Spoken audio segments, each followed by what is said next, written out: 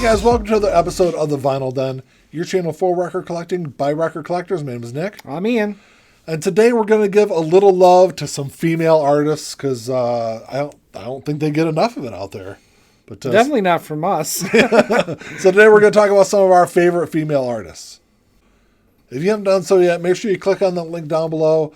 Go check out the Vinyl Den Facebook group. I'm sure you guys are probably sick of me talking about it, but I am. It's a cool place to continue the music conversation.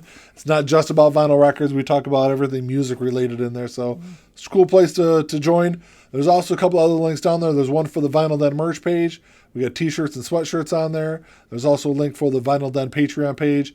If you want to support the show, it's always greatly appreciated. If you enjoyed the episode, make sure you give it the old thumbs up. Hit that subscribe button down below, and make sure you hit that notification bell so you're notified every time we release new episodes. So I think the most obvious one for me is Taylor Swift. I mean, she's had a huge career over the last 15 years almost now. But I wasn't a huge fan of her music initially because I'm just not a big country fan. And I think she pretty quickly kind of progressed a little more to the pop, and it was really until Folklore came out that I became a really big fan of her music. Now I think I've got all of her albums on vinyl now, but Folklore is a fantastic album. If you haven't listened to it yet, I know Ian needs to. I will. I told Nick I will listen to it because it definitely has. It's definitely not like a pop album. It's definitely not a country album. It's a lot more of like a straightforward kind of folk rock kind of album, singer songwriter stuff. Yeah. But she's obviously you can't argue with the sales numbers she's had. Just a huge career she's had. So for my first one, I think I've talked about her before. Tori Amos. I'm a huge Tori Amos fan. Her musicality. She's been playing piano since she was 3 years old. Obviously, her music is not for everybody. No. But she's had commercial success pretty much since she started in '92 when her first album she's came had out. a couple of pretty big albums. Yeah, and her albums have sold quite well. I mean, they're obviously not breaking Billboard charts, but yeah. Her album sales have been consistent pretty much her whole career. And she's only made one album that I wasn't really a big fan of, and it's still okay. Yeah. But out of her 12 albums, that's not bad. Yeah. So yeah, Tori Amos is my favorite. She's probably my top female artist. Yeah.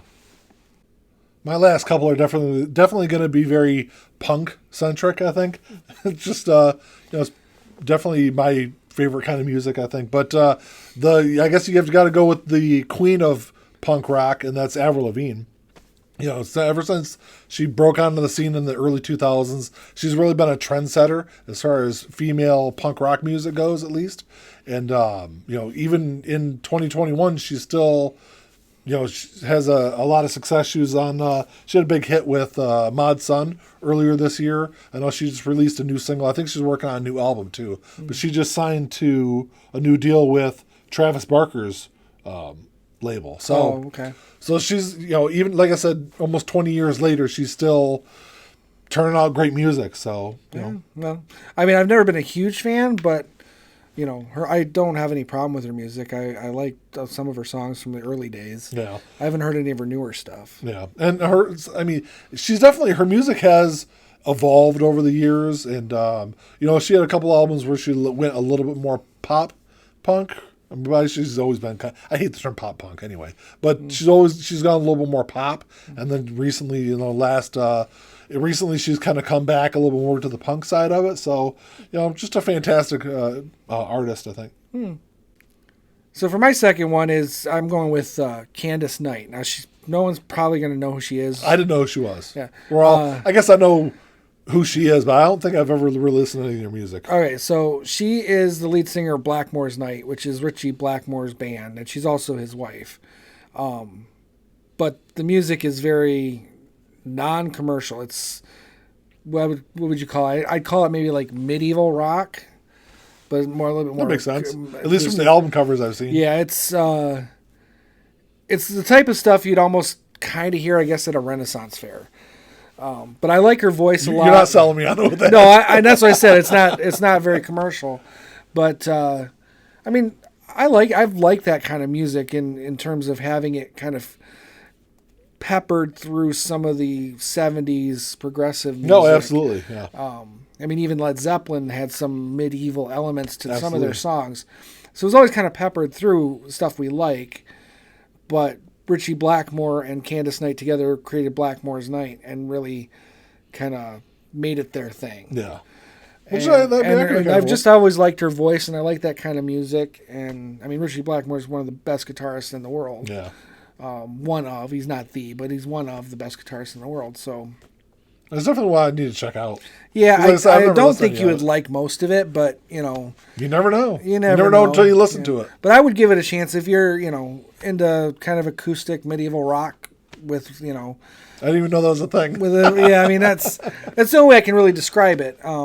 Their first album is kind of their most commercial because it was, I wouldn't say it was commercial in its production, but it did say it was the one that sold the best for them, and that's Shadow of the Moon, and it's a really good album. I would say that would be a good one to check out.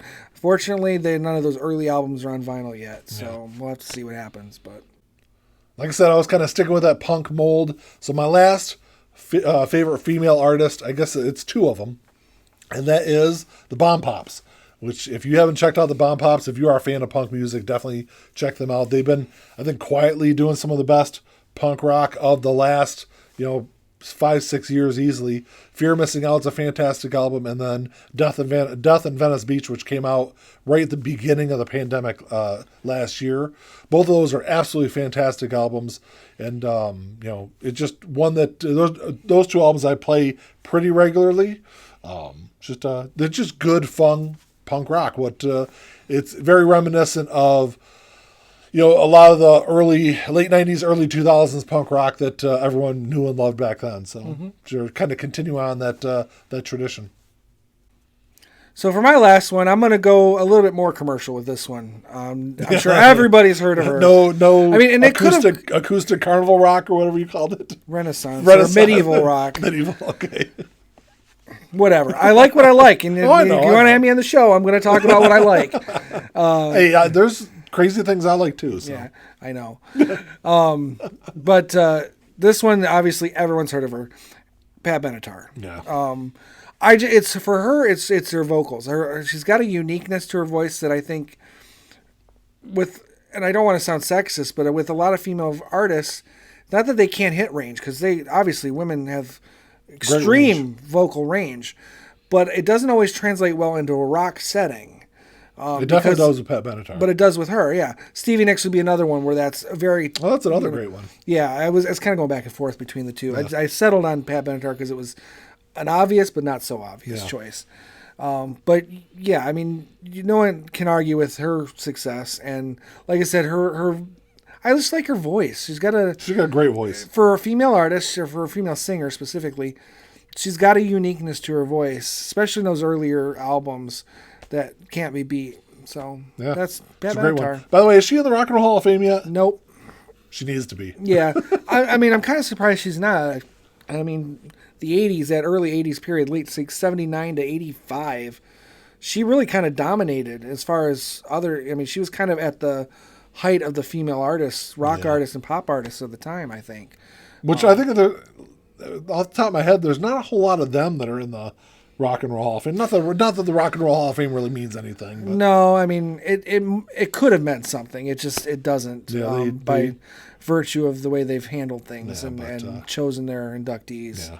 But yeah, she's a great pick though. Pat Benatar is awesome. And I would say two albums that if you're not familiar with her music, Crimes of Passion and Get Nervous are the two you'd want to really check out. And you can find them on vinyl. They're usually, I don't think they've been reissued recently, but I don't know if they've ever been reissued. Yeah, maybe not. But those are her two kind of big albums from that time period. I think Crimes of Passion was 79. Get Nervous was 83, Something like that. Yeah. So those are the ones you want to check out. Yeah. Well, that's all we got for you today, guys. Thanks for checking the show out. Drop us a comment down below. Let us know your favorite female artists, because there's a bunch of them out there. There's a lot. I mean, we're just kind of hitting the top three for us, but there's, hundreds. Yeah, absolutely. Because if you even go outside of the realm of rock and pop and punk, I mean, the R&B singers and artists. Oh, absolutely. So many Ton that of you them. can, even going back to like the 30s and 40s. Yeah.